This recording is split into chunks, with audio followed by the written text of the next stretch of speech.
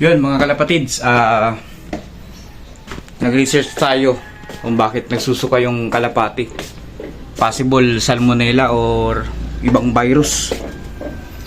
So, dalawang beses ko pa lang naman nakita siyang nagsusuka. Pero ang ano kasi dyan, kailangan maagapan natin kung ano man yun. Mabuti na yung maagapan. So, ano natin? Ihiwalay na natin siya habang maaga pa. Baka makahawa pa. Ito siya mga kalapatids, so, si Frankie. Siya pa naman yung pangalawa laging umuwi. Tapos meron akong napansin basang droppings dun, oh.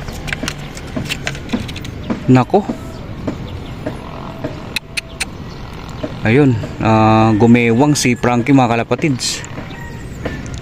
Ihiwalay na natin to bago pa mahahawa yung iba. Tay tayo dyan. Sinubukan ko na ng vitamin siyang kanina, pero hindi pa sapat yun mga kalapatids. Kailangan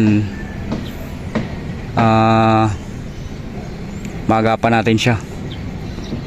Kunin na natin to, ihiwalay natin. Ayan. Dito na lang natin siya lagay mga kalapatids.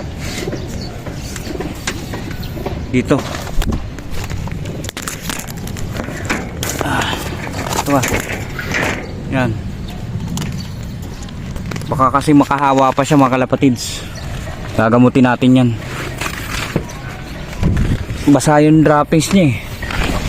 Nagtakpan na lang natin kasi para di siya mainitan. Yun, i-monitor natin yan. Tingnan natin. Dalawang beses ko siya nakita nagsusuka eh. Siya pa naman yung inaasahan natin na ano, na magpapakitang gilas. Pangalawa lagi yan umuwi kay ano eh, kay Frankie, ay kay Lucy. Si Frankie nga pala yung mga kalapatids. Ayan, gagamutin natin yan.